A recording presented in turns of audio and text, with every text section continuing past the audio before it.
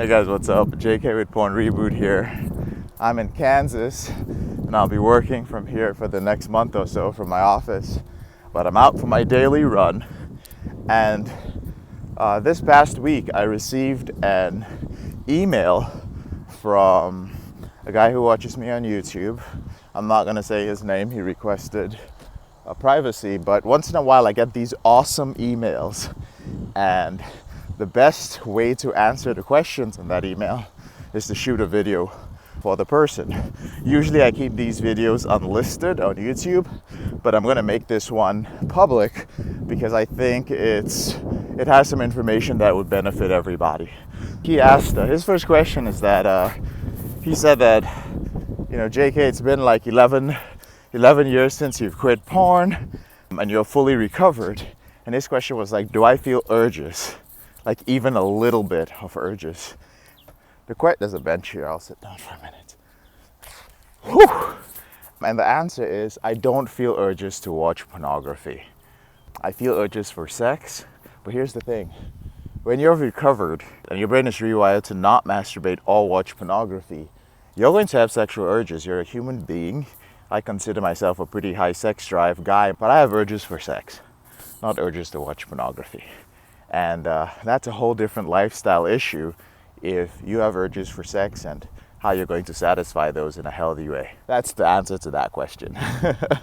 His next question was, how long did it take you to recover?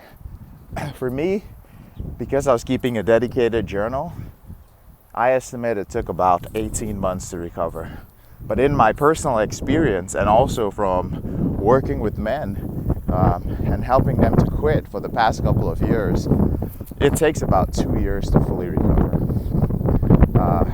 His next question was that, at what rate did your performance in various fields like study, friendship, and talking to girls improve? And I think this is a fantastic question because of this thing about the superpowers you get when you stop vapping. See, all these things are going to improve based on your hard work, and they actually have very little to do with porn and masturbation. So what quitting porn and masturbation is going to do is that it's going to return you to your base level. If you were here, supposed to be here naturally in, let's say, your charisma, due to your life experiences, or your ability to study, or your memory, your ability to retain information, those are based on many factors. But if this is your base level, all right, when you're watching porn and you have a compulsive behavior with it, obviously it's going to drop to a much lower level because of the things that are happening in your brain, particularly in your prefrontal cortex. So when you stay off porn and your brain starts rewiring and you're not compulsively masturbating or watching pornography, what happens is you return to your base level. And this means that if you didn't talk to girls and you had anxiety, guess what? You're still going to have anxiety. If you were average at studying, whatever that means, then you're going to go back to being average at studying. You're going to have to make an effort to be better at all these things, but you're going to be in a much better place to do so. So personally, I was not great at studying. I'm still not. And in my personal life, when it comes to friends, I don't have that many friends, to be honest with you. I have a core group of about 5 friends, and they are very busy people like me. So we take 1 or 2 trips a year and meet up because we're in different places in the world. But those are my friends. I do have a lot of acquaintances. And I will say this to men. When you are on mission, when you have a mission in life and you know what you're doing, chances are that you're not going to have too many friends. And when I say friends, I really mean real friends, lifelong friends, people that I would lay my life on the line for, and they would do the same for me. Not many of those. When it comes to sex and women, I think sex is very important. I place sex in, I would say, the top 5 category. Might be number 4 or number 5. I really haven't sat down to think about it much, but I know it's important.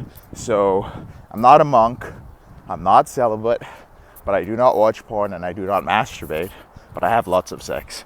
So, and I think the important thing to mention is having sex with women who you find desirable is very important.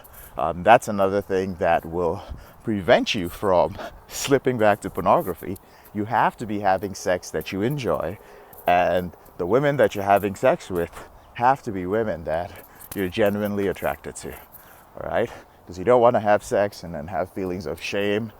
Shame for yourself because you feel that, oh, you know what, I feel like I could have been having sex with a woman who was more attractive. You're not doing yourself or the woman any favors, okay? And then his next question was, he had said, I know that you improved different aspects of your life, but he also asked that if there was any behavior that remained with me that was particularly dark. And after 11 years, I still hadn't shaken. I believe that's what he said. That's a great question, and I'll just answer it very honestly. One of the things that I struggle with on a low level is narcissism. And narcissism gets a very bad rap. But what I've noticed is that it is very common in the personalities of type A men who struggle with porno sex addiction. And I really think it's a very difficult thing. Over the years of getting help for it myself, I think it's a very difficult thing to shake. But I do think it's a very important thing to channel into a positive way. So there is something like, I wouldn't call it positive narcissism, but I'll call it being a productive narcissist. So it means channeling whatever personality traits you have from narcissism, which was escalated during a porno sex addiction. It's important to channel that into productivity, which is actually one of the things I do with Porn Reboot. One of the things that I do to work on it is meditating a lot. So on an ideal day, I get in 2 hours of meditation. I'm not exaggerating there. Literally 2 hours, an hour in the morning and an hour in the evening. So there you go. There is a dark part of me, if you could call it that, that is left over from my porn addiction. I guess I could add one more thing to that, and that would be work ethic. One of the things I realized when I watched pornography was that, sometimes, we say we're exhausted, we're tired. You work a long day, 13, 14 hours, and you come back home and you still have energy to do your thing in front of the computer for another 3, 4 hours. And then next thing you know, it's like 3 a.m. Next thing you know, it's 3 a.m. and you're like, oh my God, I need to wake up tomorrow morning, but I've messed up because I've been watching porn and jacking off, so I'm going to be exhausted. Well, one of the things I took from that was that I have reserves of energy. If I could come back home and watch porn after a 14-hour day for 3, 4 more hours and be very energetic while doing it, then I believe that could work 18 hours a day. So as most of you know, I work very, very long hours. Obviously, it has its benefits when you work hard, but I do believe as time goes on, when I get a little older, I'll probably want to cut down on that and focus on other things. But for now, I'm on mission. Some people may see it as a negative thing. I do push myself a lot, but I do believe that it's important to live a balanced life. His next question was, what was my most important tool in recovery other than willpower? And I will say that my most important tool would be my ambition and my mission. I had an ambition to be successful when I was very young, and that was hampered by my porn use. So, my porn use had to go. Right now I have a mission to help 1 million men control their sexual behavior. And this alone ensures that I will remain recovered because I'm not going to be a hypocrite. So every morning when I wake up and I realize how far away I am from my goal, that's one of the things that motivates me now. But when I was addicted, I was broke. Many times I was homeless, living with friends. And all of these were directly as a result of the choices I had made with my sexual behavior. So I realized that, listen, I'm an ambitious person, but this is no way to live. The mindset that I'm getting, this poverty mindset, because I just spent my whole life chasing sex and pornography and masturbating my life away, it's not going to get me to where I need to be.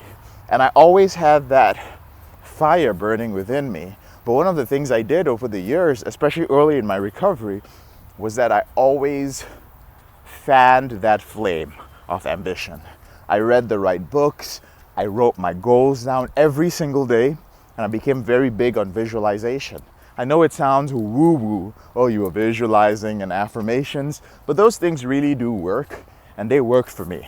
And trust me, those of you who have worked with me, the almost 2,000 guys in Porn Reboot that are in the course right now, you guys would not be in there if I was still gathering coins and homeless. I would not have had what it took to put all of that together. So, ambition. And if you have any of it, I highly recommend that you fan those flames, okay? His final question was, what do you mean when you say your brother in this struggle at the end of your videos? I think he had asked, he said, you've already recovered, so what are you struggling with? And I think that's a great question. See, when I was in recovery and I was really struggling, I was alone. I isolated. I didn't have many friends. There were some people who tolerated me. Those were the people whose couches I would sleep on once in a while. But I really wish that I had an older brother. Honestly. I really wish that I had somebody who was older, who cared for me, a masculine person who could have just told me in a firm way what to do. Somebody who could have told me that I was fucking my life up. And I didn't have that. I notice a lot of guys don't have that. There are not many masculine men these days who actually give a shit.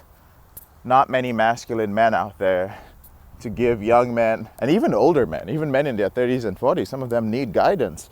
But we just don't have men who are going to break through and become vulnerable enough to put themselves out there and help men and guide them. So I was like, you know what?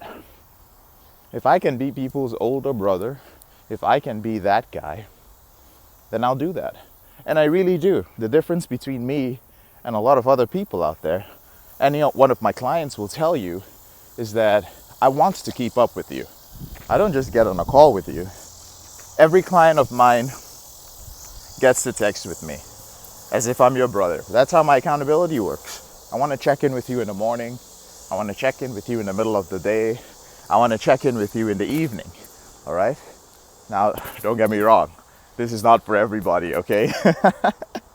This is for my clients. I am your brother for all of you guys, but I can't literally text every single person. I try to be the type of mentor that I would have wanted. And I really hope I'm doing that. I do my best, but that's the reason why I'm your brother in this struggle. I understand what it's like. I lived through it. I know what it's like to wake up in the morning and feel like shit and remember that you were going for 30 days and trying not to fap and you messed up last night. I know what it's like to make really bad decisions and lose somebody who cares about you to your addiction. I know what it's like to have your porn use escalating and even question your sexuality. I know what it's like to watch all kinds of nasty pornography and even stuff that's not porn that gets you off and then wonder what kind of human being you've become. I know what the shame is like. I know what the lack of focus is like. I know what that lack of motivation, that apathy, I don't give a fuck about my life. I know that attitude, and I've been there, and it's a shitty place to be. And it's a very, very challenging place to get out of. A therapist can get you out of there. A counselor can get you out of there. But I believe somebody really has to care. That's the thing guys need, you know? Guys need somebody that they can really trust. They can't be that coldness that I'm going to help you in a clinical way. That's why another reason why guys don't recover. And this is a painful thing for me because That's what I needed. That's how I quit. It was a guy who, and other men too, but they gave a shit. I was like, these guys care. It's not just some clinical cold shit, you know? And that's the thing that men need. And that's what Porn Reboot is about at the end of the day. So fuck yeah, I'm your brother. I'm your brother in this struggle. And I need to stop. I need to finish my run. So I'll talk to you guys soon, okay?